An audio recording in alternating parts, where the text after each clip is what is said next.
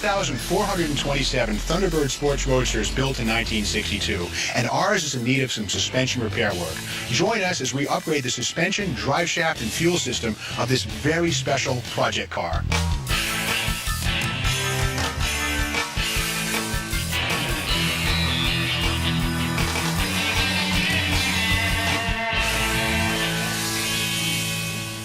Welcome to Classic Car Restoration. I'm your host, Steve Magnanti. In 1962 and 1963, Ford built just under 2,000 Thunderbird sports roadsters. In 62, there were 1,427. In 63, there were 455. The main distinguishing feature of the Thunderbird sports roadster is a fiberglass tonneau cover that converts this 4-seat convertible into a sexy 2-seat roadster. Today we'll work on some of the components underneath the car, the suspension, drive shaft, and fuel tank. We've got a lot of work to do, so let's get started. Our first project is the leaf spring suspension. After 40 years, our leaf springs, bushings, and pads are worn out. To help us replace them, we've enlisted the help of Rob Duddy from tbirds.com. Hi. Now, where does it all start? First thing, as far as mechanically, what we'll want to do is support the weight of the axle underneath here. We use a floor jack to support the axle and take the weight off the leaf spring suspension. I spray the bolts with penetrating oil to loosen the rust, and then Rob gets started, removing a lower shock absorber nut, and I move the shock absorber out of the way. And then I disconnect the clip that holds the parking brake cable and let it hang out of the way. Rob uses an impact wrench to loosen the U-bolt nuts that hold the spring plate in the center of the leaf spring. Next, we remove the 4 hanger mounting bolts that hold the front shackle to the body of the car.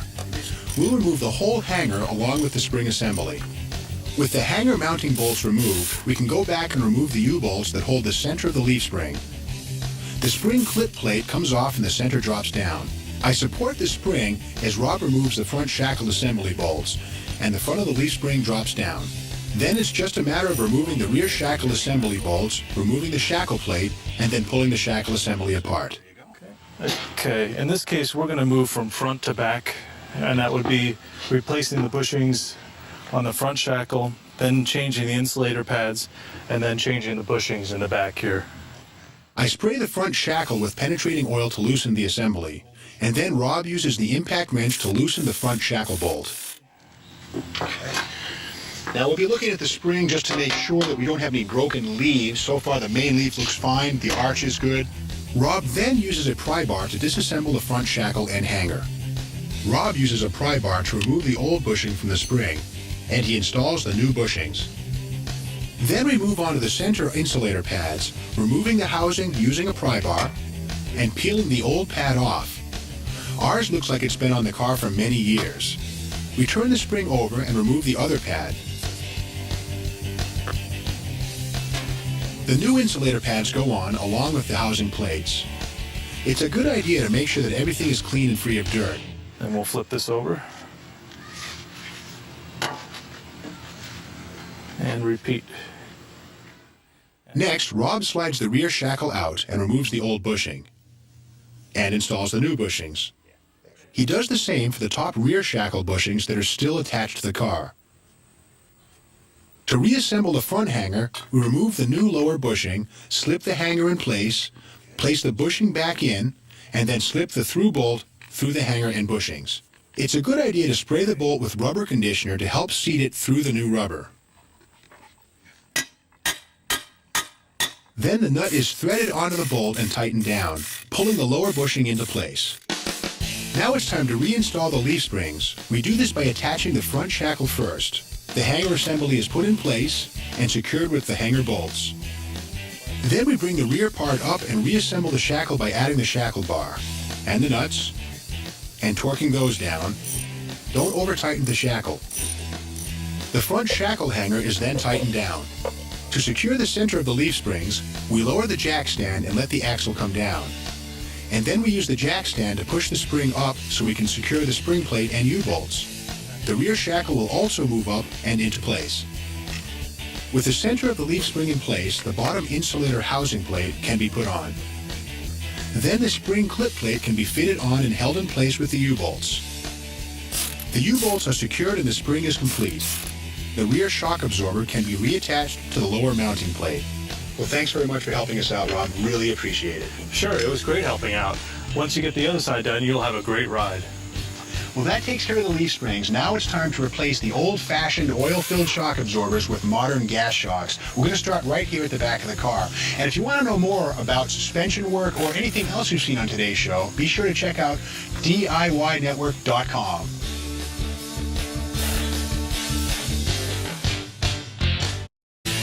Welcome back to Classic Car Restoration.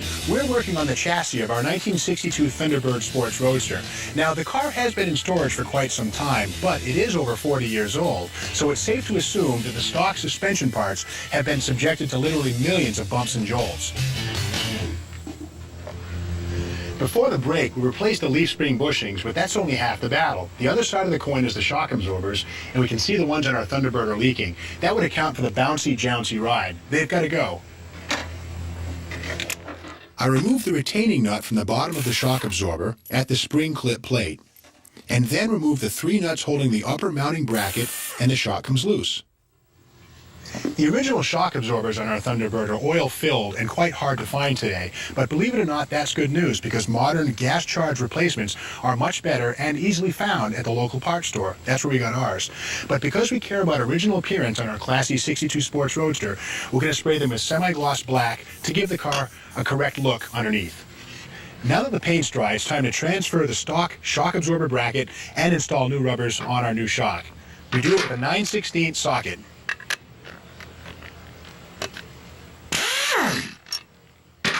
I install a new washer and bushing on the top stud, and then add the bracket and another new bushing and washer.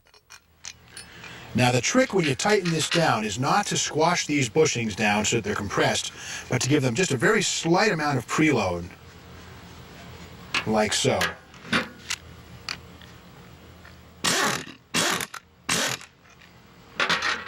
And you can see right there's just a little bit of bow. Now it's ready to go back in the car. Then I align the bracket with the chassis and install the 3 9/16 bolts. As with any installation, make sure that all bolts are clean and thread them by hand before tightening down. Once the top of the shock absorber is secured to the vehicle, we move to the bottom, installing a fresh bushing. Okay, we can see here what we're going to have to do is use our helping hand lift to raise the axle up to expose more of the shock absorber's threads to gain access. And then the new bushing and washer can go on the exposed shock stud, followed by the nut. Again, start it by hand. That way, if there's any kind of cross-threading, you'll know it before it happens.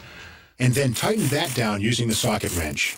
And you'll notice, once again, we're going to make these rubber bushings just begin to compress. We're not going to squash them flat, just a gentle compression, like so. Well, now the back of the car is done, and we can remove our helping hand and head up to the front of the car to replace the front shock absorbers. The first step in changing the front shock absorbers is supporting the lower control arm with our helping hand jack. This will prevent these heavy parts from dropping suddenly when we pull the shock. We use a 9/16 socket, put it onto the bottom shock absorber stud nut, and release.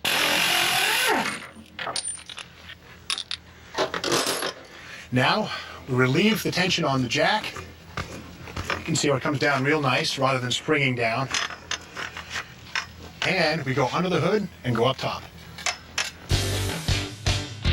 Go to the stud at the top of the shock absorber, remove it. With the air cleaner removed and the carburetor covered, I loosened the stud at the top of the shock absorber. To keep it from spinning around, hold the stud with needle nose pliers and use an open-end wrench to loosen the nut. And then remove the nut, bushing, and washer. Now, in order to get this component out of here, we have to disassemble this strut that runs from the cowl to the fender. I remove the bolts that hold the strut to the dash panel, then I loosen the bolts at the mounting plate and remove them.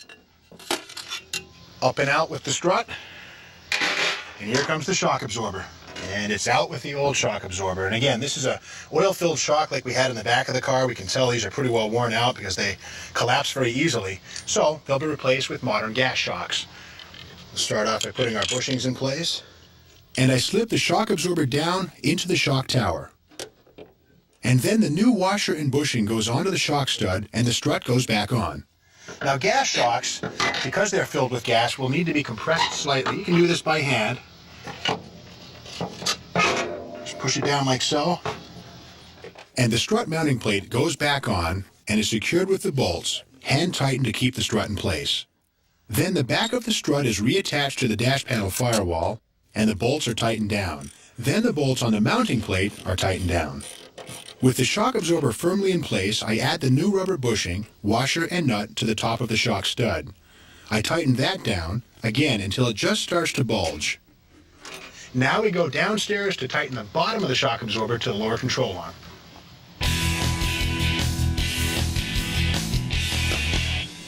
This is a little bit tricky. Here's why. As you try and put the fresh rubber biscuit in place, the end of the shock absorber wants to push back up inside the car. To combat that, take the helping hand and jack the suspension so that the shock absorber favors where you want to put the bushing on. But don't go too far, because you can lift the car off the jack and that's not any fun. Okay, here we go.